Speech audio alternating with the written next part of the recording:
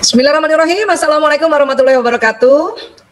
Alhamdulillahirrabbilalamin. Allahumma sholli wa sallim ala sayyidina Muhammad. Bapak, Ibu, Ayah, Bunda, sahabat-sahabat semuanya yang hari ini menyaksikan Ibu Isa, ya.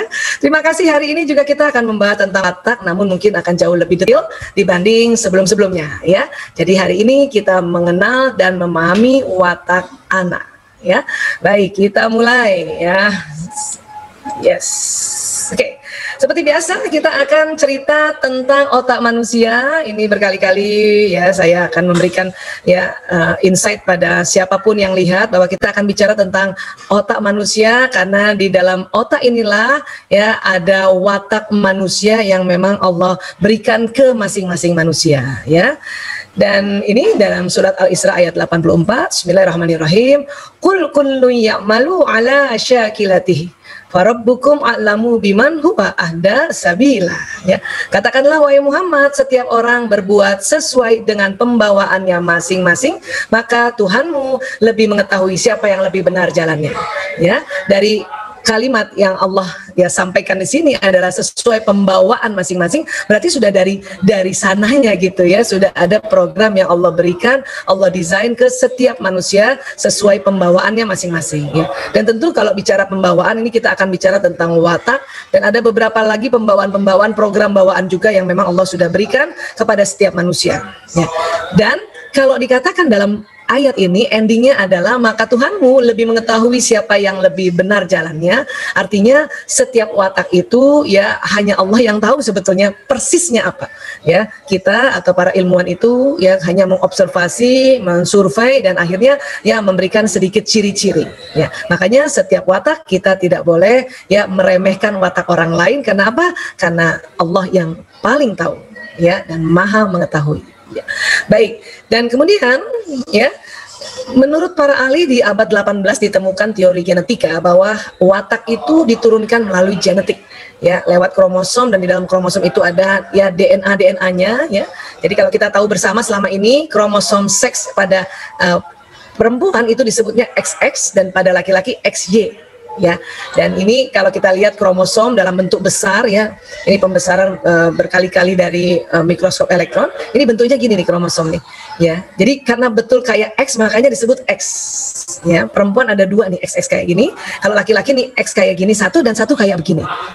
Dan ini nggak tahu nih bentuknya kayak apa. Jadi kata para ahli, karena ini sudah disebut X, ya sudah ini disebut Y aja, ya. Jadi XY.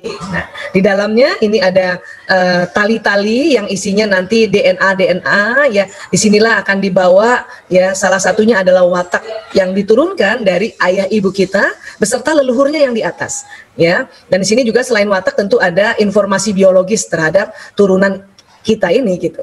Informasi tentang bentuk rambut, bentuk wajah, bentuk kulit, sudut mata, hidung, dan meleburlah itu informasi-informasi dari ayah dan ibu, akhirnya jadilah seorang anak, ya. Dan juga di sini juga nanti ada penyakit-penyakit turunan yang biasanya dibawa oleh para ayah ibu dan masuk juga di dalam ya kromosom ini, ya. Dan watak masuk dalam bawaan genetik dan ada di dalam kromosom ini. Ya. Dan kemudian nanti kalau kita belajar watak ini ternyata memang sudah lama sekali. Ya. Pertama sekali ini Hippocrates tahun 300 sebelum Masehi. Ya, Hippocrates mengembangkan teori tentang ciri temperamen turunan. Ya, jadi Hippocrates ini makanya dia ini dinobatkan sebagai bapak kedokteran dunia karena beliau ini ya salah satunya dia selain mempelajari masalah anatomi tubuh, tapi beliau juga ini dia memperhatikan watak atau temperamen dari orang-orang. Dia melihat bahwa kok ada yang sama ya, ada yang sama gitu. Ya, dan teori tentang temperamen turunan itu sudah ada sejak zaman Hippocrates ya. Baik. Maaf. Dan kemudian Galen itu tahun 149 sesudah Masehi. Ini kan lama sekali ya. Seorang fisiologi Romawi, dia mengusulkan teori kepribadian yang dipengaruhi oleh tingkat cairan tubuh. Ya. Jadi kata Galen bahwa kepribadian itu atau watak itu karena cairan tubuh. Jadi ada manusia yang cairan tubuhnya darahnya lebih banyak ya. Kemudian ada manusia yang cairan tubuhnya ya empedu kuningnya lebih banyak. Ada manusia cairan tubuhnya empedu merahnya lebih banyak gitu ya. Terus ada juga cairan tubuh yang lendirnya yang lebih banyak. Ini seperti itu ya.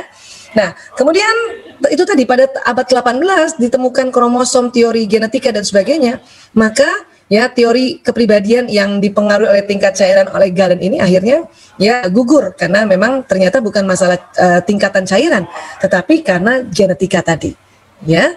Dan ilmu tentang watak atau kepribadian yang sekarang sangat populer dan gampang dipelajari dari Florence Litter, ya. Buat Bapak Ibu sahabat-sahabat semuanya yang senang membaca, silakan ini cari buku ini, Personality Plus, ya. Dan ini bukunya lengkap, ada 4. Ya, Bu Isa alhamdulillah ini sudah baca semuanya, dan kemudian makanya hari ini dirangkai dari 4 buku, ya, khususnya yang Personality Plus for Parents ini kita rangkai untuk hari ini kita bahas, ya. Dan ternyata watak juga atau kepribadian juga bisa terdeteksi dengan alat-alat. Ya, ada alat pakai fingerprint kah, atau alat pakai foto aura seperti ini, peralatan foto aura. Makanya biasanya kalau kita foto aura nampaklah warna-warna. Nah, ini nanti warna ini dibaca sesuai watak, ya. Dan warna ini tidak pernah berubah, hanya yang berubah intensitasnya, apakah gelap, apakah cerah, terang, atau ada kombinasi warna putihnya kah atau hitam dan sebagainya. Ya, ini jadi beberapa alat-alat untuk mendeteksi watak ini banyak sekali sebetulnya, termasuk teman-teman psikolog yang mempunyai form atau alat tes untuk watak yang sangat detail, ya. Nah, sekarang bagaimana kita mau mendeteksi watak seorang anak, ya. Tapi kita belajar dulu ya bahwa watak itu akhirnya setelah dia dibawa oleh kromosom, kemudian petanya itu dimasukkan, ya, Allah desain masuk ke dalam otak. Ya, jadi ada program di otak, dan kemudian kalau ya kita rajin atau kita mengenal watak kita dan kita rajin untuk memperkuat watak positif kita, maka ya terjadi koneksi neuron di otak ini, ya.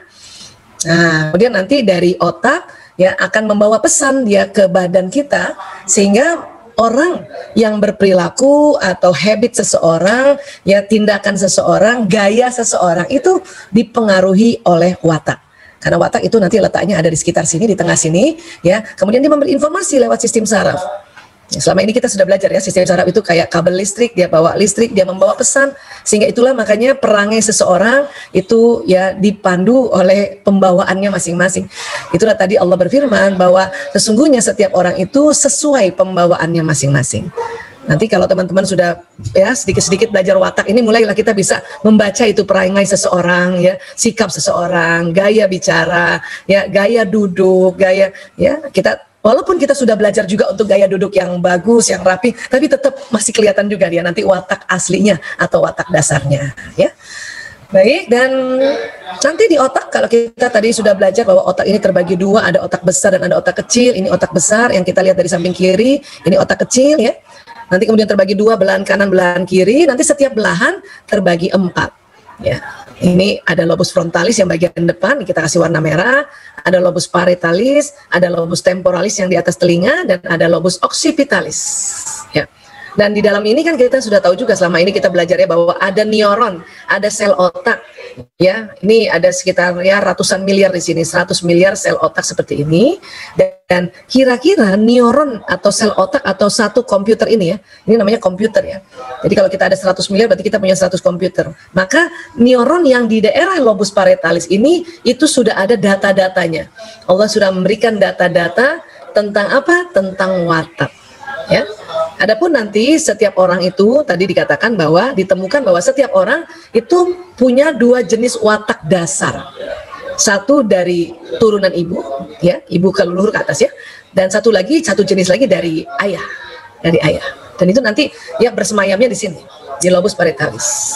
Ya, nah, kemudian Bu Aisyah, kok saya kalau rasanya ya kalau ngikutin tesnya Bu Aisyah, baik yang di IG Live ke atau di seminar-seminar biasa, itu kok saya rasanya ada 4-4-nya ya. Ya betul, karena kalau kita sudah mulai dewasa seperti ini, rajin belajar juga, ya, rajin ikut majelis taklim, ya, kemudian rajin baca buku, itu nanti terasa bahwa ya 2 watak dasar itu ada di daerah lobus parietalis, dan 2 watak pembelajaran itu nanti ada terekamnya di lobus frontalis ini. Kadang-kadang kita ya dipengaruhi oleh wataknya orang tua kita. Kemudian dipengaruhi juga kalau sudah berpasangan ya, dan sudah lama berpasangan, pengaruh wataknya pasangan hidup akan masuk terekam memorinya di sini. Jadi kita seolah-olah ada 4 gitu ya. Namun sebetulnya ada dua watak dasar yang sangat kuat dan sangat ya menghujam, kalau bahasanya itu bersemayam di dalam lobus parietalis, dan itu yang penting kita pelajari untuk kita mengenali sehingga kita bisa membentuk karakter, ya. Jadi watak sama karakter berbeda ya. Watak itu adalah program dasar bawaan, karakter itu dibentuk dari program dasar itu, dibuat semakin baik ya, dengan cara apa? Prinsip-prinsip ya, nasihat-nasihat atau apapun yang kita pelajari itu kita masukkan di dalam otak yang di depan. Ya, dan dia nanti berinteraksi sini, berinteraksi. Jadi ada kadang orang wataknya sama tapi ilmunya beda itu. Ya, ada orang watak yang sama tapi ada yang satu rajin belajar, satu ya malas belajar, maka interaksi antara ilmu yang di lobus frontalis dengan parietalis itu nanti berbeda. Ya, berbeda. Tapi tetap dia nuansa wataknya sama. Baik, kemudian di dalam surat Asy-Syam ya, Asy-Syam ayat 8 dan 9, bismillahirrahmanirrahim, fa'alhamaha wujuraha wa taqwaha. Maka Allah mengilhamkan kepada jiwa itu jalan kefasikan dan ketakwaannya. Ya, qad aflaha man zakkaha, ya. Sesungguhnya beruntunglah orang yang mensucikan jiwa itu. Jiwa ini sering oleh para ilmuwan neuroscience ya merujuk pada program yang ada di otak. Jadi kalau difirmankan di Asy-Syam ayat 8 ini bahwa Allah mengilhamkan jiwa atau program jiwa itu berarti di otak, jalan kefasikan dan ketakwaannya. Ya. Inilah yang kemudian ya didapati oleh para ilmuwan bahwa oh, pembawaan masing-masing itu ada kekuatan dan ada kelemahannya memang. Dan kemudian Allah ya menyerukan pada kita ya, sesungguhnya beruntunglah orang yang mensucikan jiwa itu. Jadi kalau kita sudah tahu program jiwa kita, kemudian kita mensucikan ya, senantiasa memohon pada Allah untuk memperkuat kekuatan watak kita, memperkuat kekuatan wataknya anak-anak ya, merilis atau mereduce atau mengurangi ya kekurangan atau kefasikan itu tadi di jiwa kita atau kekurangan di watak kita yang ada di otak, memohon pada Allah. Itu yang namanya mensucikan jiwa. Dan itu beruntung nanti. Ya, beruntung. Maka kita jadi manusia yang sangat ya lebih dominan jalan ketakwaannya daripada kefasikannya. Ya. Baik, sekarang gimana ya Bu Aisyah ya untuk tahu watak anak kita? Nah, sebetulnya yang paling bagus itu adalah memperhatikan. Ya, harus jeli tadi melihat kebiasaan-kebiasaan dia. Ya. Namun kalau Bunda nggak sempet atau kayak wah udah telat Bu Aisyah, kan banyak yang kayak gitu ya. Sebetulnya bukan belum sudah telat. Kita memang perlu memperhatikan lagi dengan jeli mereka punya kebiasaan. Kenapa? Karena watak itu akan ada terus sampai dia tua tuh ada. Ya. Nah, cuman kalau nanti mau gampang, yang kuis cepat ini yang Bu Isa selalu bagikan sharing di mana saja ya, di seminar tentang watak kah, di IG Live kah, di mana saja ya. Ada teknik cepat ya. Jadi kita bilang sama anak-anak, nah, ya seandainya kita mau bikin teater ya, Bunda ada 4 pilihan. Kamu mau pilih yang mana? Ya. Umur berapa Bu Isa bisa kasih tahu watak ini ya? Umur yang sudah bisa ngomong atau sudah ngerti lah apa sih teater. Kadang-kadang anak dikasih jelasin teater itu apa sih? Teater itu sandiwara. Sandiwara itu apa sih? Sandiwara itu drama. Ya, jadi ada sebuah pementasan, orang-orang berperan yang ada di panggung, terus nanti ada yang nonton. Nah, itu udah teater gitu. Atau anak sekarang mungkin lebih ngerti nonton film. Nggak apa-apa, itu juga bisa ya dibikin analoginya kayak gitu. Ya. Terus kita kasih tahu anak, kamu mau pilih apa nak? Ya, mau jadi penonton, mau jadi penulis skenario, mau jadi sutradara, atau mau jadi artisnya? Tanya sama anak. Kadang anak penonton ngerti itu dia. Oh, aku ngerti kalau penonton. Yang nonton kan? Iya. Bunda penulis skenario apa? Nah, bilang saja, jelaskan saja. Yang menulis ceritanya nak. Ditulis ceritanya, detil, ditulis gitu. Oh gitu, kata anak-anak kan. Kalau sutradara, sutradara yang mengatur orang untuk berperan, ya mengatur adegannya. Sutradara mengatur. Sampai kan gitu, sutradara mengatur. Ya. Kalau artis apa artis? Anak-anak tanya gitu ya. Artis itu yang main di panggungnya atau main di filmnya, ya. Nah itu coba kasih tahu anak-anak kayak gini. Biasanya karena anak-anak masih murni dan watak aslinya masih jelas di otaknya itu, maka dia akan spontan memilih, ya, spontan memilih. Ya, jadi kalau kita punya anak dan kita kasih tahu ya, terus dia langsung, aku mau jadi penonton aja Bunda, ya sudah, ya. Gak usah dipaksa Bun, masa jadi penonton sih, nggak enak loh penonton kan gitu ya. Teater kalau nggak ada yang nonton mah nggak enak lah. Makanya kalau jadi pilih penonton berarti kan ya, oh memang hasratnya dia mau pilih penonton ya. Penulis skenario ke sutradara atau artis. Oke. Kemudian kita tunggu mana pilihan pertama dia itu. Ya. Oke, Nak. Ya, kamu udah pilih pertama apa tadi? Ibu, aku mau jadi penonton. Oke. Bagus kok. Penonton bagus karena kan yang teater ini dibikin kan untuk yang ditonton ya, untuk penonton ini. Raja nih penonton. Oke. Oke, ya. Kalau sudah anak memilih satu di antara 4 ini, tanya lagi. Ya, Nak, watak itu ternyata 2 jenisnya. Satu turunan ayah, satu turunan genetik dari bunda. Ya. Sekarang tadi udah pilih 1 dari 4. Ada 3 sekarang lagi, sisanya pilih 1 lagi. Ya.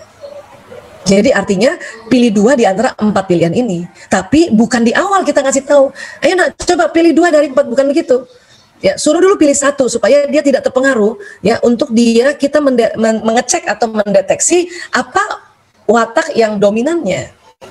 Ya, watak dominannya sudah dia pilih 1, barulah. Ya, nah ternyata pilih 1 lagi, Nak, sisa 3. Nah, mungkin dia pilih. Ya, aku menjadi artis Bunda. Oke. Ya. Misalnya gitu ya. Atau misalnya ada yang pilih, aku yang pertama penulis skenario gitu. Pilihan keduanya apa maunya kamu? Sutradara gitu. Ya. Nah, jadi ini teknik yang sangat cepat dan ini juga bisa mendeteksi watak masing-masing. Ya, termasuk juga watak ayahnya. Ya. Baik, sekarang kita mulai membahas yang dari penonton dulu ya. Baik, nah ini ada 4 bagan watak yang sangat populer ya, nanti kita akan lihat sama-sama. Yang pertama tadi, siapa yang pilih penonton? Ya, Bunda ada yang nonton sambil nonton YouTube ini, langsung saya pilih penonton atau mungkin ada anaknya langsung ditanya, nah kamu pilih apa gitu misalnya ya. Ya, siapa pun yang pilih penonton itu ya kemungkinan besar, saya katakan kemungkinan besar karena ini tesnya kuis cepat ya. Jadi akuratnya 80%. Ya. Orang yang pilih penonton itu biasanya ciri khasnya pengamat. Dia mengamati. Ya, habis lagi mengamati terus waktu dia amati terus dia dialog nih kayak gitu. Nah, itu. Dan hasratnya damai. Ya, dia selalu mau damai. Ya, dan bahasa psikologi kepribadian orang yang pilih penonton itu kita namakan pragmatis. Seperti ini tulisannya, pragmatis. Ya. Nah, pragmatis ini istilah dari yang pertama kali memberikan istilah itu Hippocrates. Bayangkan Hippocrates sudah memberikan istilah-istilah tentang psikologi kepribadian ini di tahun 300 sebelum Masehi ya.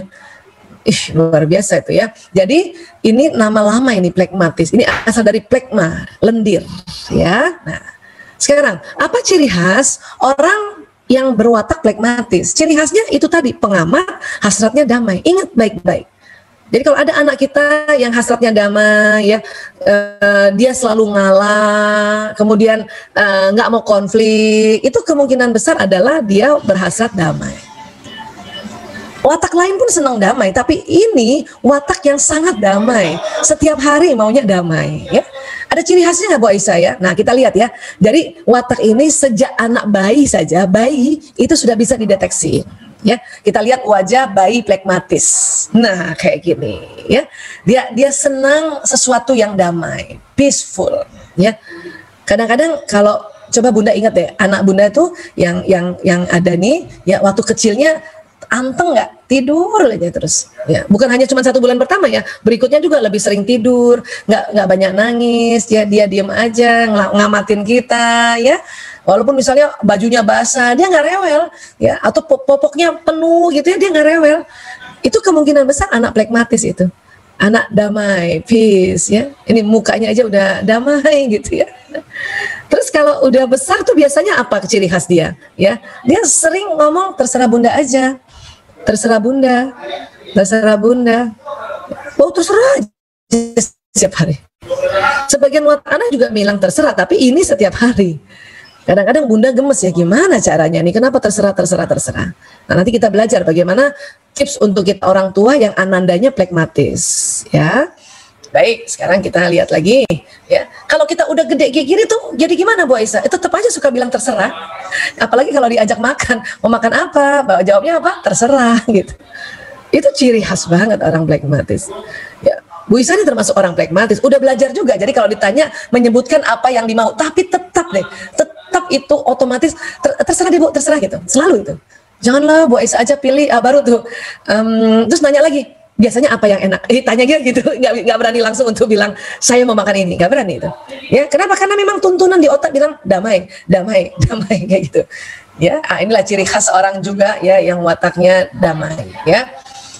Nah, terus kalau ada anak tidur sambil makan kayak gini, terus cepet ngantuk kan, ya. Terus pokoknya anaknya udah nggak rewel, ngantuk kan, gitu ya. Kemungkinan besar tuh anaknya flekmatis, ya. Dan anak flekmatis kan jarang marah ya, dia banyak diemnya, makanya cepet ngantuk, cepet lobet. Termasuk kita orang dewasa, jadi kalau ada yang ibu-ibu ya cepat ngantuk atau duduk di kursi udah bisa tidur, angin sepoi-sepoi dikit udah bisa tiduran, nah, itu kemungkinan besar wataknya flekmatis itu. Ya, kenapa? Karena jarang marah.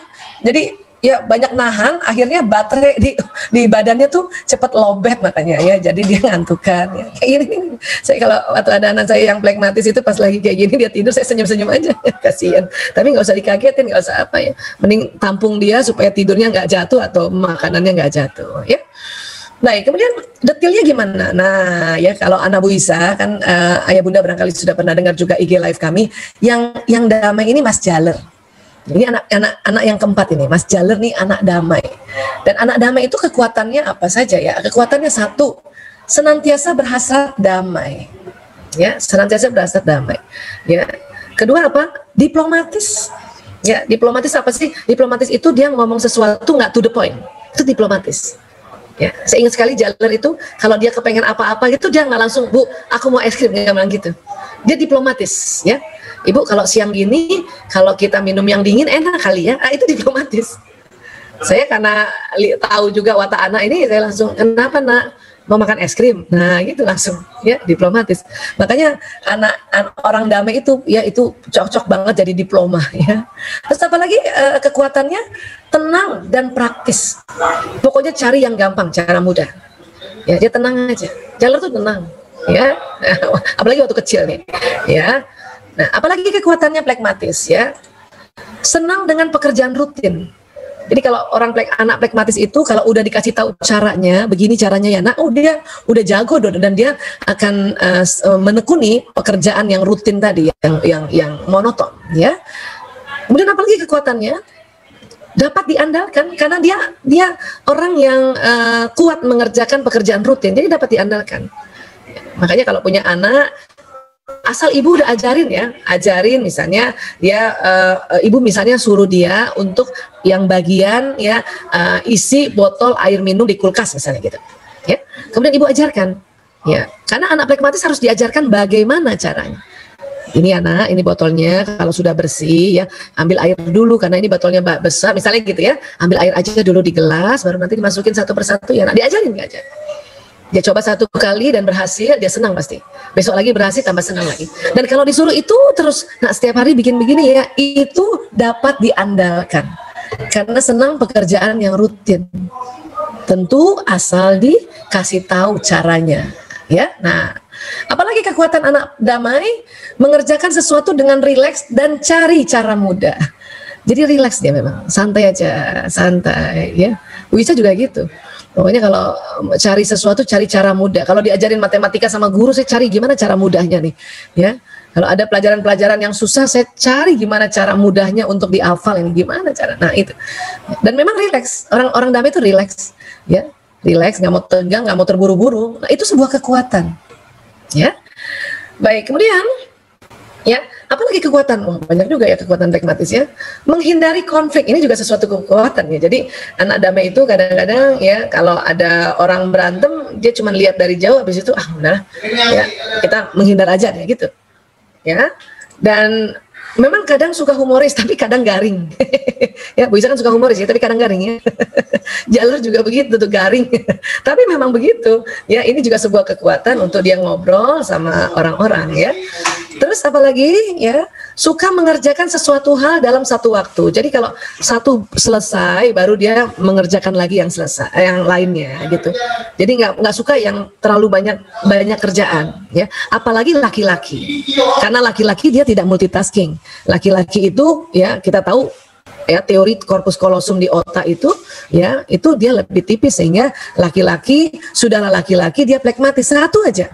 Jadi kalau dia lagi mengerjakan satu pekerjaan, bunda suruh yang lain itu agak sulit buat anak laki-laki yang flekmatis. Oke? Nah, baik. Nah, berikutnya, tadi kan sudah dikatakan bahwa dalam watak ada kekuatan dan kelemahan. Anak flekmatis juga ada kelemahannya. Apa itu? Ya, sulit mengambil keputusan. Kenapa? Karena mau damai, mau tenang aja dia. dan dia nggak mau ambil keputusan. Jadi kalau rapat biasanya, misalnya kalau kita udah dewasa gini, rapat meeting, itu biasanya misalnya Bu Isa nih, ya sebagai pemimpin yang pragmatis, ya mimpin rapat itu nggak mau ambil keputusan langsung, tanya menurut kamu gimana, menurut kamu gimana, menurut kamu gimana, menurut kamu gimana. Termasuk itu tadi, dia mau beli sesuatu, dia tanya sama ibunya, ya ibu gimana nih kalau aku pilih ini, ya. Bu Isa juga kadang-kadang juga terserah kan, terserah Jaler, terserah ibu, sama-sama terserah karena sama-sama damai. Terserah ibu, terserah Jaler. Ya, makanya diajarin juga ya, Jaler sukanya yang mana. Sebetulnya aku suka ini Bu, ya udah itu aja. Tapi nanti gitu-gitu kan dia ya sulit mengambil keputusan ya nggak apa-apa ya, ajarkan dia ambil keputusan walaupun kadang-kadang dia masih menimbang-nimbang ya. Nah nggak apa-apa ya. Baik, apalagi kelemahan orang pragmatis sering kurang antusias. Kadang-kadang kalau udah capek, apalagi udah capek ya kadang-kadang ya udahlah gini aja deh, udah syukurlah gini aja gitu. Ya, kayak Bu Isa dulu nih waktu jadi dokter gitu ya, saya langsung kepengen udahlah saya praktek di rumah aja gitu. Tapi karena ayah Toto ya, Dokter Prianto suaminya Bu Isa orang yang koleris gitu kan, nggak bisa, kamu harus kerja di luar gitu ya. Ya, cuman Bu Isa maunya di rumah aja lah ngurus anak-anak gitu. Jadi sering kurang antusias memang. Ya, apalagi misalnya kalau sudah capek banget, udah deh di rumah aja sih gitu ya. Nah itu, tapi itu juga merupakan kelemahan ya. Anak damai juga gitu ya, ayo nak kita latihan basket, udahlah Bun di rumah aja deh gitu ya. Nah sering kayak gitu ya, sering kurang antusias ya. Apalagi kelemahan pragmatis, tekad bajanya tersembunyi. Ini sebuah kekuatan sebetulnya menurut Bu Isa ya, tapi oleh para ahli dianggap itu kelemahan. Jadi orang pragmatis ini kayak diesel, belakangan nge-charge-nya ini. Ya, anak-anak juga gitu. Jadi kalau bunda ada anak pragmatis, kemudian dia harus ujian, dia kelihatannya tenang. Tapi setelah itu, ya langsung itu, dia tekad bajanya udah terbuka, baru tuh dia. Ya kelihatan banget dia punya power. Ya ini orang pragmatis. Anak pragmatis tuh kayak gini, ya. Terus apa lagi? Kelemahan pragmatis, mudah stres bila banyak konflik. Mudah stres kalau bila banyak konflik. Makanya latihan manajemen konflik. Ya, dulu Bu Isa waktu pertama sekali punya pasien narkoba yang mendadak banyak orang, itu stres loh. Ya, apalagi dulu belum ada BNL, belum ada Google untuk cari gimana caranya yang ngadapin. Itu stres banget itu. Tapi karena belajar akhirnya sudah mulai ya pandai untuk menghadapi konflik. Bahkan menjadi tempat untuk orang ya yang berkonflik kan gitu. Sama anak pragmatis juga gitu. Dia kalau terlalu banyak konflik, udahlah gak usah lah gitu. Tapi uniknya dia tempatnya orang curhat. Kenapa? Karena dianggap orang damai. Orang curhat sama orang yang damai itu termasuk anak-anak ya. Anak kita yang damai itu kadang kalau di sekolahan itu kayak konsultan juga, orang selalu curhat sama dia, bahkan guru-gurunya curhat sama dia gitu. Karena orang damai mau mendengarkan. Ya, dan tidak menyerang, itulah orang damai ya. Cuman kalau udah kebanyakan udah pusing deh ya, kalau ada yang tanya ini tanya itu pada anak-anak ya, karena dia belum belajar. Makanya kita ajarkan cara-cara untuk yang menjadi pendengar yang baik. Ya, biasanya saya suka bilang sama Jaler, kalau temenmu curhat, guru-gurumu curhat, ya kamu sampai selesai dia curhat, sampai di rumah kamu mandi. Terus bayangin semua curhatannya itu keluar lewat air mandi, supaya kamu nggak terbebani. Karena Jaler itu sering banget dijadiin tempat, masih kecil loh, masih SD. Ya, guru-gurunya curhat sama dia. Hebat ya, guru kok curhat sama anak-anaknya. Baik, kemudian apalagi kelemahan pragmatis, cemas menghadapi perubahan. Artinya kalau misalnya Jaler, saya bilang ya, Jaler, ya kamu pindah sekolah nak. Itu langsung, aduh, kemana Bu? Waduh, enak gak ya tempat itu nanti? Ya, orangnya baik-baik gak ya? Gurunya baik-baik gak ya? Gitu. Ya, karena orang damai ini, karena sudah enak di satu tempat, ya di comfort zone-nya udah enak, ya kemudian dia juga sudah menguasai apa pekerjaan yang monoton itu, dan kemudian disuruh pindah, itu cemas itu. Makanya kalau bunda punya anak damai dan kemudian bunda ayah bundanya sering pindah-pindah tempat, pindah-pindah kota, ya itu harus paham bahwa anaknya ini cemas. Jadi tetap didampingi untuk ya dia cerita apa kecemasannya. Karena dengan dia cerita, insya Allah dia mulai ya terilis cemasnya ini. Ya, oke. Dan apalagi kelemahannya, takut ditinggalkan ini anak damai. Ya, anak damai takut ditinggalkan. Demikian juga kalau dia punya teman, dia takut ditinggalkan. Makanya kadang-kadang kelemahannya anak-anak damai ini, kadang kalau dia bersama teman yang temannya suka membuli, dia karena takut ditinggalkan sama teman, takut gak ada temannya, dia membiarkan dirinya dibully. Ini yang bahaya. Ini yang bahaya. Ya, anak Bu Isa jaler pada saat dia kecil juga gitu, ya Bu Isa ajarin untuk dia menghadapi teman yang suka membuli, diajarin. Gimana cara ngajarinnya? Ya nanti kita akan belajar sama-sama ya. Ini kita tahu dulu bahwa kelemahan-kelemahan plekmatis ada beberapa ini ya. Intinya adalah pokoknya ya dia nggak damai. Nah itulah kelemahannya. Dia nggak merasa, aduh saya nggak damai. Nah, itu kelemahannya ya. Oke? Nah oke. Dan ada lagi kelemahan plekmatis apa? Tidak suka pada orang yang terlalu mendesak. Jadi bunda kalau punya anak plekmatis yang damai ya, itu ngomongnya woles aja bun. Woles aja, slow aja, ya nggak usah didesak-desak. Kenapa? Makin jadi kaku anak damai didesak. Ya, kita desak suruh ini gitu. Dengan nada tinggi lagi, udah jadi batu tuh. Bener-bener nggak dengar dia. Apalagi laki-laki. Jadi kalau ada orang bilang kepala batu, itu sebetulnya anak damai.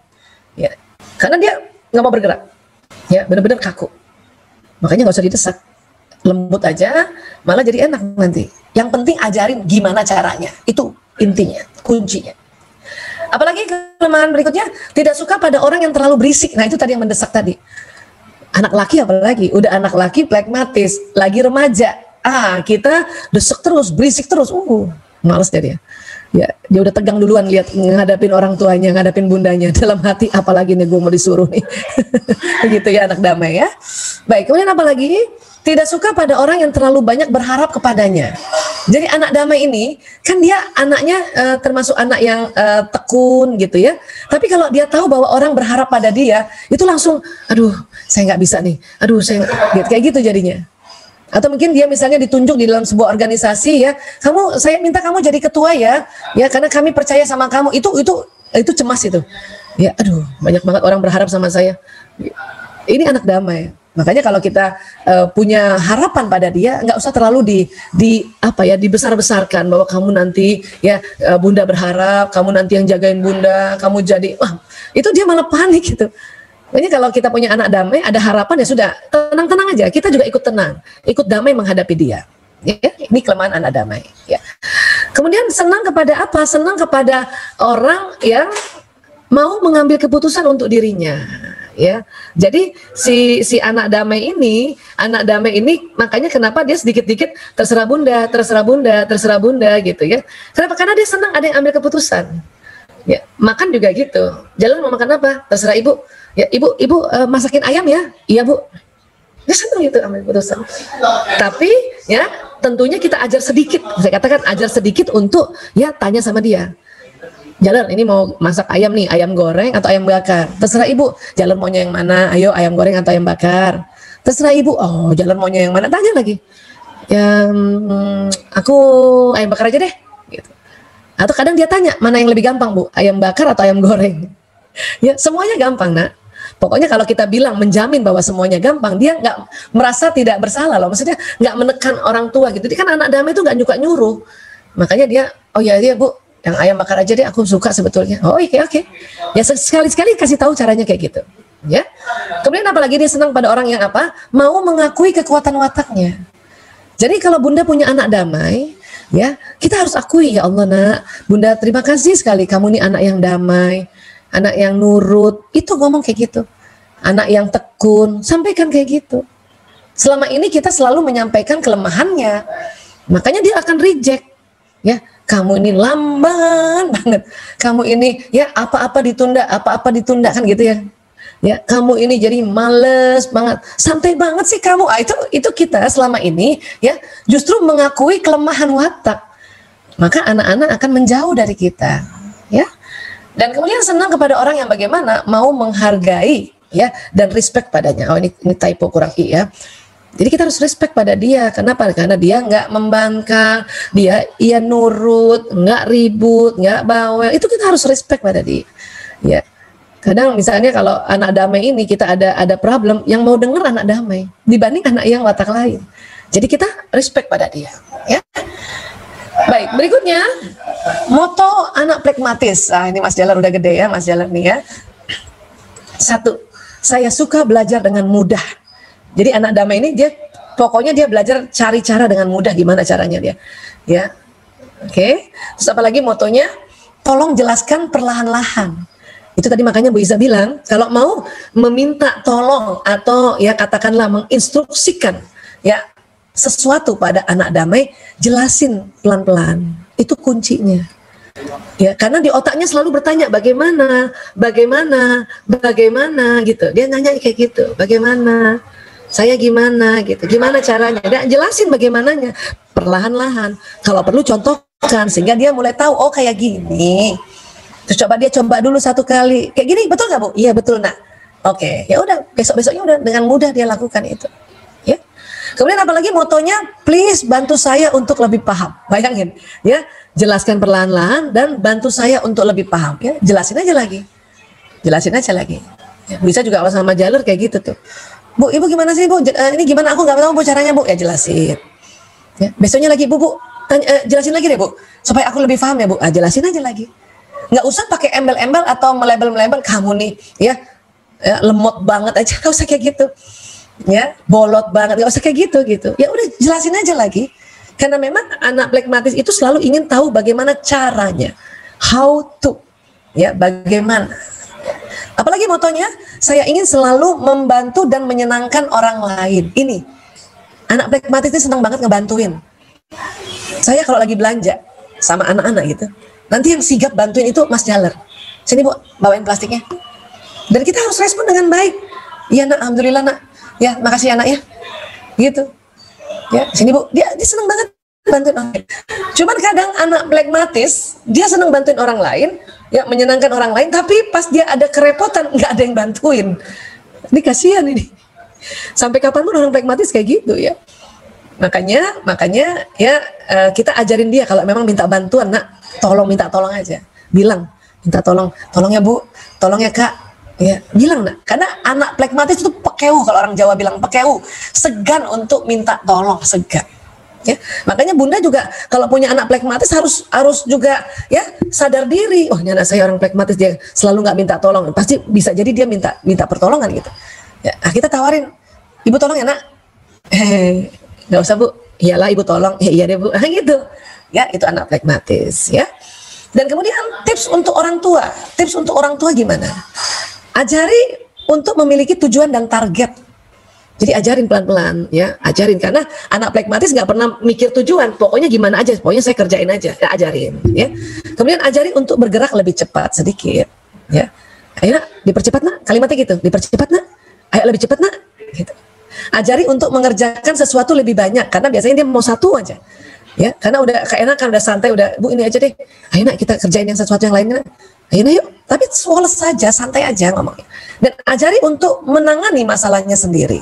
Ya, Bu, ada teman aku Bu, ya dia selalu ambil sepatu aku, gitu, kata Jalar kecil waktu itu. Nah, terus nak, kamu gimana? Tanya dulu, kamu gimana? Aku diam aja Bu, ya nggak enak soalnya. Oh gitu. Ya, terus saya tanya, terus kamu waktu nggak enak, perasaan kamu apa? Saya tanya perasaan, karena saya sudah belajar tentang memahami emosi anak. Ya, aku takut Bu. Oh gitu.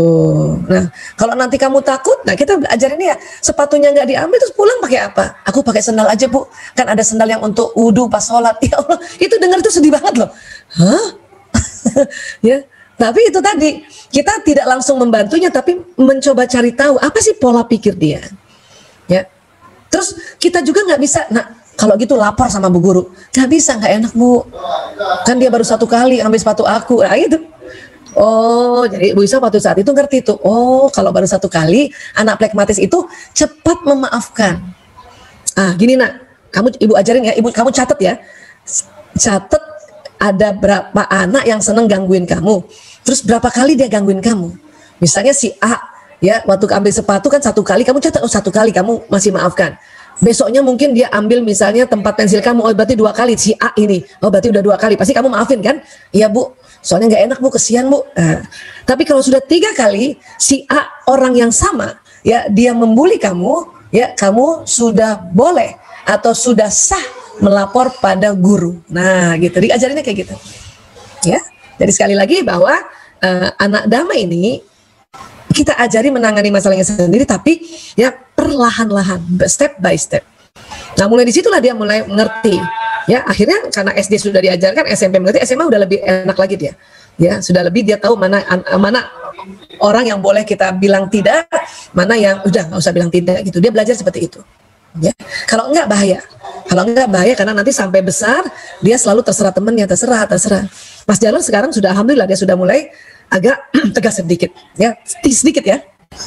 Beda sama yang lain ya. Oke. Baik. Kemudian tadi kalau ada yang memilih penulis skenario atau Ananda pilih penulis skenario, itu berarti hasratnya di otaknya sempurna. Ciri khasnya pemikir. Dan bahasa psikologi kepribadiannya melankolis, ya. Penulis skenario melankolis. Nah, apa ciri khas dari anak pemikir ini? Kita lihat wajah pemikir pada saat bayi ya. Nah ini dia. Wajah mikir aja, masih kecil aja udah mikir, ya kayaknya apa kesian gitu ya, Kalau kami orang Makassar suka bilang kamase-mase gitu, kesian gitu, ya mukanya mikir, ini matanya aja mikir, lihat orang mikir. Dan anak pemikir itu dia hati-hati, nggak mau langsung ikut ke orang, ya pasti dia ngumpet di belakang ibunya, pasti menyek gitu. Ya, ayo nak itu, ayo kenalan tuh, ada omu tuh, ayo ngumpet gitu, ya. Nah ini karena dia mikir, orang ini bahaya nggak ya? Dia siapa? Ya, saya ngapain harus cepat sama dia? Nah itu dia mikir, pemikir. Ya, baik. Kemudian, ya, mulai pada saat kalau anak-anak sudah bisa sikat gigi, ya suruh dia pencet odol. Ya, ada anak pencet odolnya itu dia di tengah gini, itu bukan anak melankolis. Kalau anak melankolis itu dia pasti pencet odolnya dia dari bawah, mulai dari kecil sampai juga besar dari bawah. Bahkan kalau sudah habis ya itu ya odolnya itu dilipat seperti ini. Ya, ini ya. Bahkan sampai dijepit. Jadi ada yang kayak gini kalau udah jadi ibu-ibu nih. Ibu-ibu melankolis supaya habis betul-betul habis isinya diginikan nih. Ya. Dan ada juga yang ekstrim digunting. Ada nih anak-anak kos-kosan, udah kos-kosan melankolis. Itu pas duitnya belum datang, ini nggak langsung dibuang, ini digunting dan diambil dalamnya nih, odol dalamnya ini diambil gitu ya. Nah, ini dia. Ya, jadi inilah ciri khasnya. Kenapa? Karena dia selalu mau sempurna. Apa-apa sempurna. Ya. Nah, kalau watain itu pencetnya di tengah, kadang mencong-mencong gitu ya. Tapi kalau watak melankolis pasti dari bawah. Ya, itu nggak diajarin, itu begitu gitu, ya. Contoh Mas Kakung, ini anak Bu Aisyah yang melankolis kan Mas Kakung. Kan udah pernah ya nonton IG live-nya ya. Mas Kakung ini itu waktu pertama kali dia sikat gigi, saya kasih odol pasta gigi, dia pencet dari bawah. Sementara kakak-kakaknya di tengah dan adik-adiknya di tengah. Mas Kakung dari bawah. Mari kita lihat kekuatan melankolis ya, barangkali anak bunda ada yang sama dengan Mas Kakung. Kekuatan melankolis itu melihat hal yang detail, mendalam. Ya.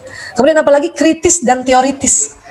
Makanya dia akan tanya, kenapa begitu, mengapa, kenapa, gitu. Sampai sekarang juga begitu, sampai kapanpun. Itulah makanya kalau mau menjelaskan pertanyaan anak-anak melankolis, itu kita ya butuh pengetahuan juga. Kalau perlu makanya kita dulu kan belum ada, jarang sekali searching Google waktu anak-anak masih kecil. Terpaksa di rumah Bu Isa itu Bu Isa selalu beli buku-buku ensiklopedia berbagai macam.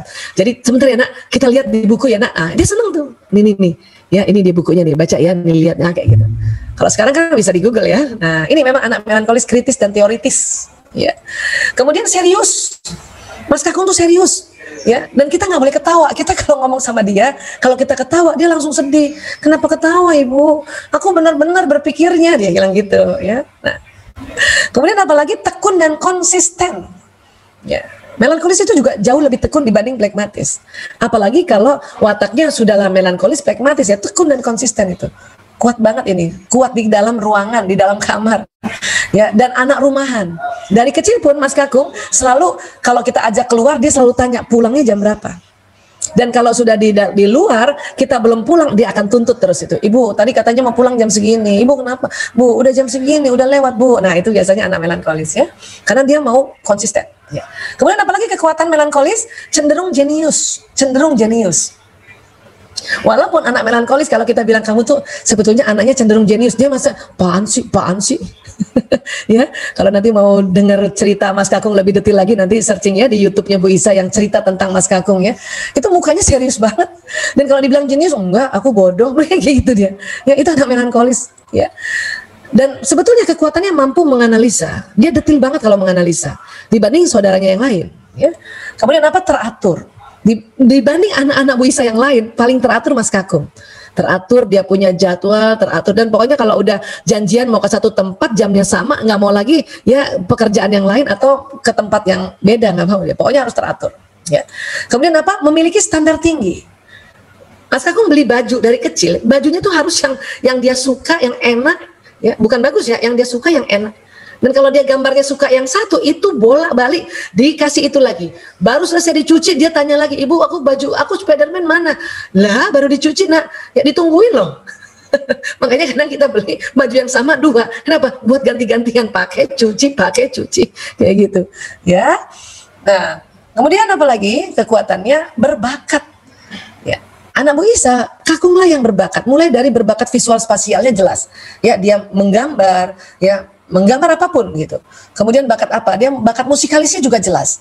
Semua alat musik yang dia pelajari autodidak ya. Kemudian dia berbakat menulis. Yang lain nggak menulis, dia menulis. Bahkan sekarang lagi ikut ya kelas menulisnya Raditya Dika gitu. Karena memang berbakat dan dia detail dan mengerjakan tuh benar-benar sungguh-sungguh. Ya. Itu berbakat ya, anak yang Bunda yang punya anak melankolis itu coba deh perhatikan bakatnya ya. Kemudian apalagi rapi. Dibanding anak yang lain dia paling rapi. Pakai baju juga rapi, ya. Rapi. Pokoknya ada sedikit yang nggak bener di badannya, dia udah langsung tahu, Bu, aku kayaknya kayak nggak enak nih kayak gini. Dari kecil, ya. Kemudian apalagi sensitif dan peka. Ini makanya dia cepat tersinggung nih. Kalau dia ngomong serius, terus Bu Isa sambil ketawa, tersinggung banget gitu. Ya, peka banget, sensitif banget, ya. Kemudian apalagi mudah berempati pada orang yang lemah. Dia perasa banget. Dia kasihan. Kalau kita lagi jalan-jalan ada pengemis, yang duluan nengok ke pengemis itu Mas Kakung. Mas Kakung dibanding yang lain mah dibanding aja, ya. Mas Kakung sama satu lagi Mas Jaler. Ya, karena sama-sama anak yang introvert ya, dia lihat. Nanti dia liatin, nggak ngomong, dua-duanya nggak ngomong bahwa Bu ada pengemis kita kasih uang misalnya, atau kita kasih apa kayak gitu. Nggak ngomong, dia liatin aja, liatin ibunya, liatin. Makanya harus peka nih orang tua yang anaknya melankolis. Kenapa nak? Kita kasih uang? Ya mau? Nah gitu. Baru deh. Ya. Nah ini.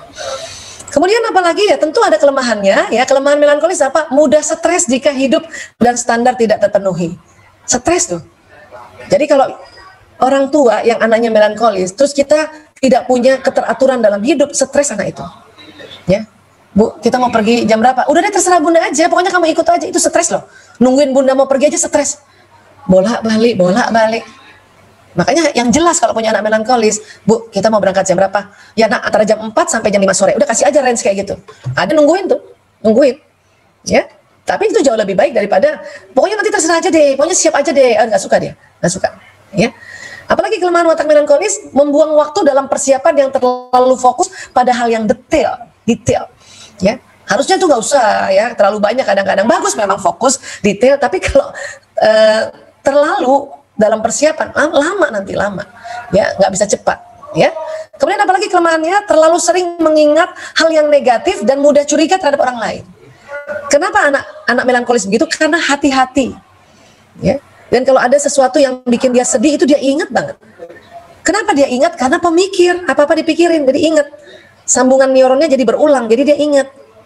Mudah curiga terhadap orang lain karena mau hati-hati, takut salah. Orang melankolis kayak gini.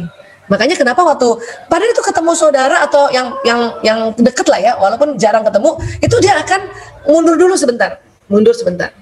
Sampai besar pun akan gitu. Masuk ke satu tempat dia nggak mau langsung berbau, dia diam dulu sebentar, lihat kanan kiri dulu, Nah baru ya. Itu mungkin dengan udah Bismillahirrahmanirrahim gitu ya. Apalagi kelemahannya, pendiam, pemurung, kurang bersosialisasi, dan mudah sedih jika orang lain tidak terpenuhi dan tampaknya tak seorang pun peduli. Ya. Orang lain tidak terpenuhi kebutuhannya ya. Misalnya dia kan pendiam ya. Diam itu sebetulnya dia mikir. Dan karena serius orangnya, jadi kelihatannya pemurung. Nah, karena dia orang rumahan, makanya sering anak melankolis kurang bersosialisasi. Makanya ibu suka mikir kan, aduh dia ada temennya nggak ya? Sebetulnya ada Bun, tenang aja. Tapi memang anak melankolis temennya tidak sebanyak watak yang lain. Ya, cuman dia akrab. Walaupun cuma 1-2 temannya itu sangat akrab. Ya, dan dia mudah sedih kenapa kalau orang lain tidak terpenuhi kebutuhannya. Ya, kayak Kakung gitu ya. Kalau misalnya Jaler sesuatu bendanya rusak dulu, misalnya pulpennya rusak sehingga Jaler nggak bisa nulis. Yang sedih tuh Kakung. Sedih Kakung. Dia nanti bisik sama ibu. Ya Bu Isa ya, Bu, Kakung Jaler pulpennya rusak Bu, kasihan dia Bu. Oh gitu dia. Oh iya nak, iya nak, iya nak. Ya. Tapi dia sedih juga kalau tampaknya nggak seorang pun peduli sama dia. Oh dia sedih banget ya. Kan peka ya tadi ya. Nah ini kelemahan watak melankolis ya. Kemudian watak melankolis senang kepada siapa? Pada orang yang serius. Makanya Bu Isa kalau ngomong sama kakung kecil itu harus serius mukanya. Sampai sekarang. Kadang nggak tahan juga. Ya. Terus dia senang juga kepada orang apa? Yang intelektual mendalam. Orang melankolis nggak mau yang ece-ece gitu. Makanya ibunya terpaksa ya, kalau dia tanya, ya jawab lagi. Dia tanya lagi, jawab lagi. Tapi nggak usah kita bohong bahwa kita ngerti dan udahlah, pokoknya Bunda ngerti lah, udahlah Bunda dia nggak suka kayak gitu. Kalau bilang nggak ngerti, bilang Bunda belum ngerti nak, ya Ibu belum ngerti nak. Nanti kita cari sama-sama ya. Itu jauh lebih baik. Ya. Dan orang yang berdiskusi dengan logis, ada alasannya, ada faktanya, ya, ada buktinya. Nah ini, kalau punya anak melankolis, cerita sama mereka harus ada buktinya. Ya gambar kah, ya data-data kah, ya harus ada faktanya, ada fotonya. Nah gitu, ya. Kemudian apa lagi? Watak melankolis tidak senang kepada siapa? Orang yang pelupa dan lambat. Oh, males banget ya. Apalagi orang yang tidak teratur. Ya, pernah dia satu kamar sama jaler. Jaler kan plekmatis, yang bukan plekmatis melankolis, tapi dia plekmatis sanguis, kan tidak teratur. Dia udah, aduh ibu, ya. Atau bahkan waktu kecil, jaler makan, kadang-kadang jaler makan ada nasi-nasinya keluar dari sini itu, nanti kakung yang langsung marah, dia langsung, ih jorok banget sih, ibu, ya dia pasti ngadu kan, jaler nih nasinya kemana-mana gitu.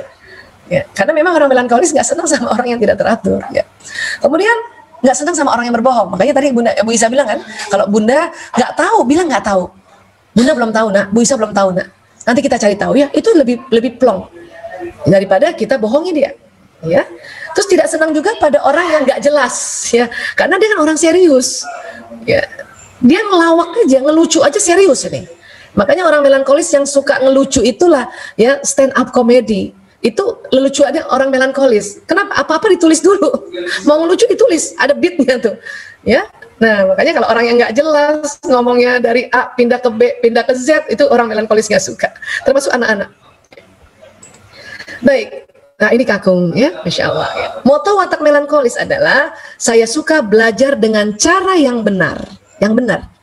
Makanya kakung itu kalau belajar harus di meja belajarnya. Itu cara benar. Dia baca buku, nggak mau loncat di belakangnya. Buka satu lembar dari depan. Jaler, saya suka belajar dengan cara yang gampang, yang mudah. Dia kadang-kadang ya ada di bawah, ada di ruang tamu, kadang-kadang ada di kebun, suka dia belajar ya. Dan Jaler tidak seperti kakung harus dari lembar per lembar. Ya, Jaler dia paling suka baca rangkuman. Dan itu pun belajar. Ya, tenang aja Bunda. Ya. Dan kemudian saya suka belajar dengan fakta dan angka. Tadi Bu Isa sudah bilang. Ya, makanya dia mana faktanya, mana angkanya. Kakung, tadi ada kecelakaan. Mana buktinya Bu? Ini ibu ada foto. Dia bisa. Aduh, ibu tadi nggak foto. Mungkin ada di berita. Dia tungguin tuh beritanya tuh. Ya, cari fakta. Kemudian apalagi motonya, saya suka mengerjakan yang detail, yang mendalam. Ya, makanya kakung kalau dia prakarya itu KTK itu dia jauh lebih detail dibanding kakak-kakak yang atau adiknya yang lain.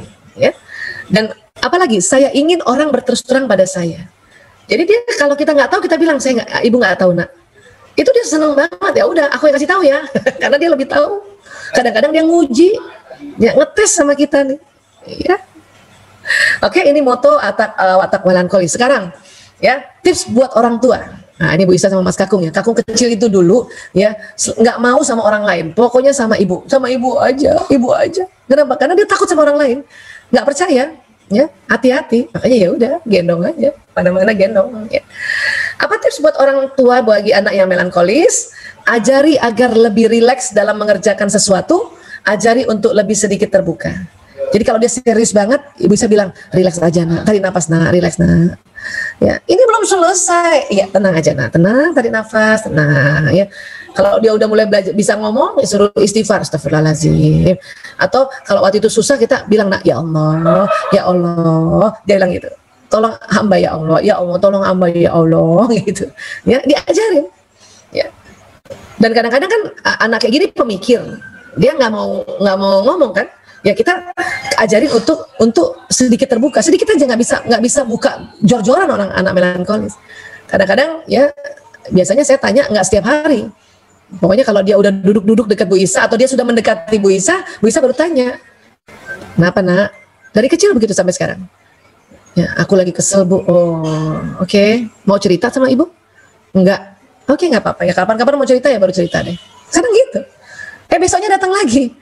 Kenapa nak? Aku kesel Bu. Masih yang kemarin? Iya. Mau cerita sekarang? Belum. Oh ya udah nggak apa-apa. Oke. Ibu tunggu kapan aja. Ya. Mungkin yang ketiga atau keempat kali baru dia ngomong. Ya. Beri pemahaman mengenai perfeksionis bahwa tidak semua harus terlalu sempurna. Itu diajari. Dulu Kakung kecil, kalau dia makan di gerai burger ya, itu kalau letak burger tidak di tengah, dia nggak mau lagi datang ke situ. Ibu, aku nggak mau ke tempat burger ini. Loh, kenapa nak? Ini burgernya nggak di tengah. Ya, Ibu Isa kaget. Pengen ketawa tapi nggak bisa kan? Oh, oke. Ya, atau gini aja, ya kita ketengahin, ya. Pakai apa? Nggak boleh pakai tangan lagi waktu itu. Pakai, Ibu bisa cariin sendok garpu. Oke, iya cari sendok garpu nih, ditengahin. Udah di tengah kan? Baru dia seneng. Iya, nah kalau gitu, nah baru ngajarin. Besok-besok, ya kalau ada roti, burgernya nggak di tengah, kita yang tengahin. Nah itu kita ajarin gitu, karena nggak mungkin semua gerai itu ya main taruh di tengah aja burgernya, itu pasti mencong, namanya buru-buru. Makanya kita kasih tahu bahwa perfeksionis itu nggak semua orang bisa. Ya, nah ini yang tips untuk orang tua yang anaknya melankolis. Ya, ya. Berikutnya, oh ini dia nih ya, kalau kita yang udah besar, tapi anak kecilnya juga gitu loh. Kakung remaja itu kalau botol atau sampo cair habis itu nggak langsung dibuang botolnya, kasih air dikocok-kocok. Termasuk kita nih ibu-ibu yang melankolis ya Bu. Iya. Kemudian sabun kecil, kalau kakak-kakaknya itu dibuang. Ya, Kakung walaupun masih SD dulu, dia tahu loh ditempel sama sabun besar. Nggak tahu dia lihat di mana. Mungkin dia lihat omanya ya, karena omanya juga wataknya sama. Ya, cuma saya kan takjub banget. Sementara kakaknya Mas Lanang, Mas Priyo dibuang sabun kecil, katanya buat apa nih, susah lagi. Dan dompet Kakung itu lebih rapi dan paling rapi di antara saudaranya yang lain. Dia akan susun rapi begini. Dan terklasifikasi, kalau 100.000 sama 100.000, 50.000 sama 50.000, 10.000 sama 10.000, begitu. Ya, kalau ada uang lecek dia nggak mau masukin di kantongnya. Atau kalau dia dikasih kembalian lecek, dia bisa bilang, ada kembalian yang lebih bagus nggak? Gitu. Jadi itu dari kecil. Dan ini teratur. Kadang dia lap dompetnya pakai tisu basah gitu. Ya. Ini anak melankolis kayak gitu kan, itu bawaan lahir dan pembawaan masing-masing di otaknya yang Allah berikan. Ya. Nah, itu tadi melankolis ya. Nah, tadi kita sudah belajar plekmatis, melankolis. Berikutnya kita belajar koleris. Yang tadi pilih sutradara. Ciri khasnya pelaku. Dia senang kerja nih, apa-apa dikerjain dengan cepat. Ya, hasratnya mengatur. Nah, ini dia, ya mengatur. Kita lihat wajah anak anak koleris waktu bayi ya atau kecil ya. Nah, ini dia. Mukanya aja udah pengen ngatur. Siapa yang diatur? Ibunya. Siapa yang diatur? Bapaknya. Siapa yang diatur? Ya barangkali mbaknya yang dampingin, mungkin bantuin nemenin dia. Itu diatur, itu mukanya udah ngatur gitu ya. Ya. Ini kalau anak bayi yang koleris, bunda terlambat kasih susu, dia itu bisa teriak loh. Bisa teriak ya. Dan kalau agak besaran sedikit ya udah kayak gini nih ya. Di sekolah dia pasti yang jadi pimpinan ya. Kalau dia yang paling keras suaranya, dia yang paling sigap, dia paling tegas, paling sergap ya. Ini dia anak koleris ya. Nah, kemudian kekuatan koleris apa? Nah, anak Bu Isa yang koleris itu Mas Priyo ya. Apa? Satu, cenderung mengejar target. Makanya anak koleris bertanya, apa tujuannya? Apa maksudnya? Apa maunya ini? Nah, itu ya. Kemudian apalagi senantiasa ingin cepat dalam belajar. Jadi apa-apa cepat, maunya cepat. Ya. Kemudian nampak mengendalikan dalam menguasai pelajaran. Jadi kalau ada guru ngajar, dia tuh yang kadang-kadang ya kendalikan gurunya. Dan akan bertanya, ini maksudnya apa Pak? Ya, ini untuk apa Pak? Begitu loh, dari kecil. Ya. Jadi dia kendalikan gurunya, apalagi kalau gurunya plekmatis. Oh, cakep. Apalagi kekuatan koleris, sigap membantu orang-orang yang membutuhkan pertolongan. Ya, ini dia orang koleris, sigap banget ya. Ibunya butuh bantuan, dia langsung loncat itu. Dan selalu bilang, sini aku aja yang bantuin, ya kayak gitu. Ya. Terus apalagi senang menggunakan caranya sendiri. Kalau kita ajarin cara dari orang tua, dia bilang, aku punya cara sendiri. Oke. Diajarin matematika, diajarin gurunya matematika kayak gini. Aku tahu cara sendiri. Oke, kasih aja lah. Nanti dia kalau misalnya caranya sendiri nggak berhasil, baru dia, oke, cara aku nggak berhasil. Aku belajar cara yang lain. Nah, kayak gitu. Ini koleris, ya. Kemudian apa lagi? Dalam aktivitas sehari-hari, anak ini sangat hebat dalam hal berikut. Memiliki kemampuan mengendalikan pelajaran lebih dari teman-temannya. Ya, apalagi kalau pelajaran dia suka tuh. Dia bisa kendalikan itu. Bahkan gurunya dikendalikan. Ya. Menguasai pelajaran yang memiliki target. Ya, makanya dia kalau ada pelajaran yang ini apa tujuannya? Ya, ini apa maksudnya? Targetnya berapa? Itu dia senang banget pelajaran kayak gitu, ya. Kemudian senang dengan pelajaran yang mendapat apresiasi besar. Ya, ini anak-anak koleris itu kalau pelajarannya itu ya sesuatu yang apresiasi besar, itu dia suka. Misalnya nih ya, dalam kuliah gitu. Buat Mas Priyo, ya Priyo itu kalau jadi dokter umum biasa, buat dia itu bukan apresiasi besar. Menurut dia, kita harus jadi ahli jantung, Bu. Ya, kita harus jadi ahli. Dia punya, ya karena ahli jantung itu kan apresiasinya besar oleh masyarakat. Maka dia bilang, kita harus masuk sini, Bu. Oke, Nak, masuk aja situ, Ibu bilang. Kemudian apa lagi? Menguasai proses belajar yang cepat. Ini otaknya tuh apa ya? Otaknya itu speednya cepat banget. Dikasih tahu gini, iya Bu, aku udah ngerti. Sementara Jalur, gimana Bu? Terus kata Kakung, kenapa Bu? Kalau dia, aku udah ngerti. Cepet banget. Terus menguasai proses pengambilan keputusan yang cepat. Priyo mau makan apa nih? Ayam apa daging? Daging aja. Wah, dia nggak akan terserah nggak. Daging aja Bu. Ya, kadang dia yang suruh. Dagingnya digoreng ya Bu. Oke. Itu anak koleris. Ya. Apalagi mampu dalam memimpin dan menilai secara cepat. Dia bisa negur orang.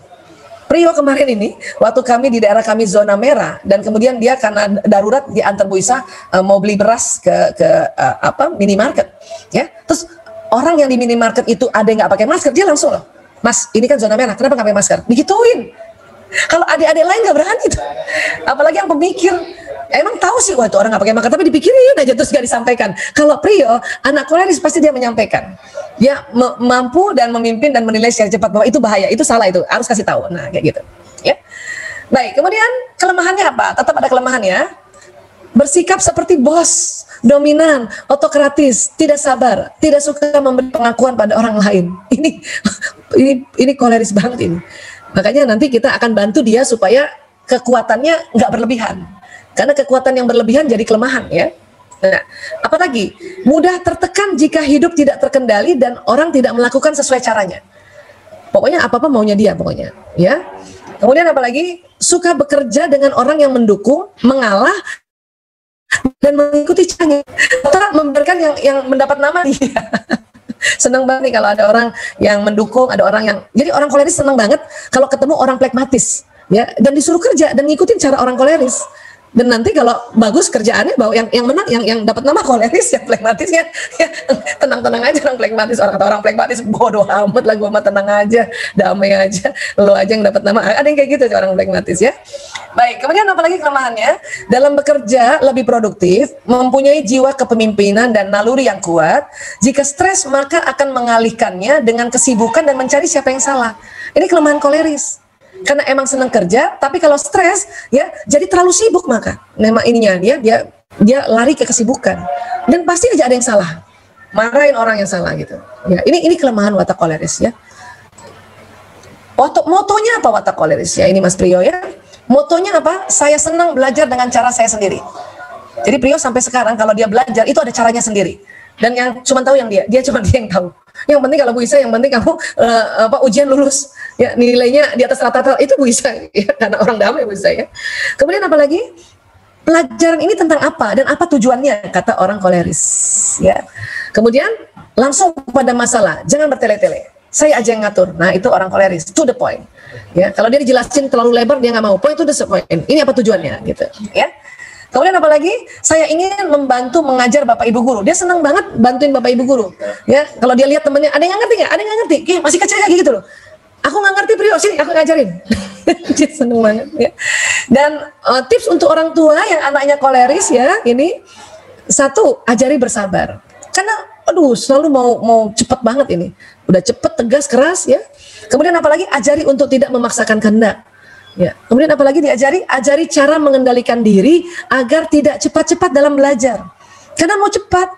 Kadang tulisan Priyo itu, anak Bu Isa Priyo ini kalau nulis nggak kebaca. Walaupun sebetulnya dia kerjain PR, kerjain tugas selesai juga. Bahkan dia nggak pernah ada PR, nggak pernah ada pekerjaan rumah.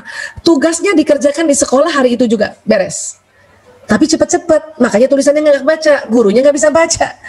Dapat 0 juga karena nggak bisa kebaca tulisannya. Aduh ya Allah. Apalagi beri apresiasi langsung atas apa yang dikerjakan atau prestasinya. Ya, jadi kalau dia mengerjakan sesuatu dan misalnya dia udah ya apa istilahnya ya, bantuin kita gitu ya. Karena Prioni waktu kecil tuh, aduh dompet ibu ketinggalan, sini aja aku yang ambilin bu. Ya, dia sikap tuh ambil. Itu langsung, aduh terima kasih ya nak. Wih kamu kayak pahlawan. Nah, memujinya kayak gitu, kamu kayak pahlawan. Tapi kalau anak damai jaler dia bantuin ibu ya, itu mujinya bukan kamu kayak pahlawan, dia nggak terlalu suka. Ih kamu ini ya anak yang ya damai banget dan langsung tahu ibu butuh bantuan. Nah, jadi kita muji anak itu berdasarkan dia punya hasrat ya.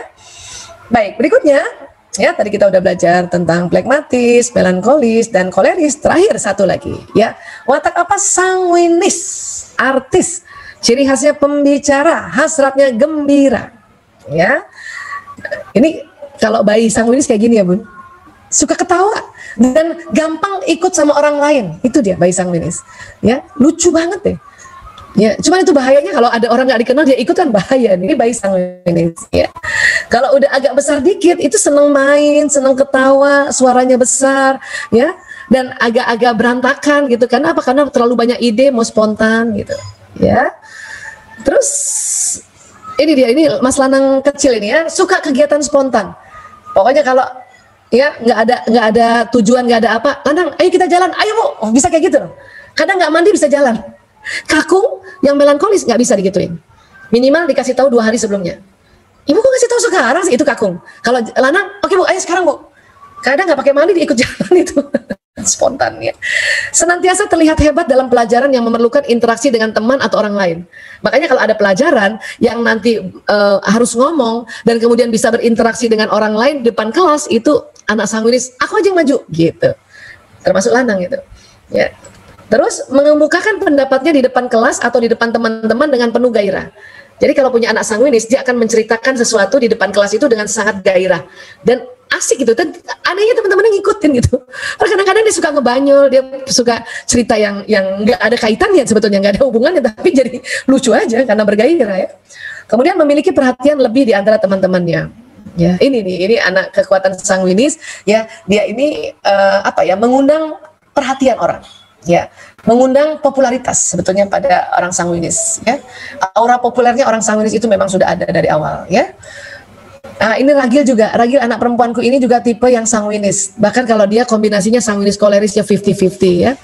Makanya waktu kecil tuh lucu banget ya. Dan sama siapa aja langsung mau gitu. Tapi agak galak gitu. Agak galak ya karena dia kombinasinya koleris ya. Nah, sekarang kekuatan sanguinis apa? Kreatif, banyak banget idenya ya. Terus optimis, apa-apa iya, ayo nggak pernah nggak gitu. Kecuali nanti pas dia agak SMP sedikit, agak malas-malas karena mungkin sedang masa remaja ya, atau kadang capek ya. Terus apalagi pandai menghibur.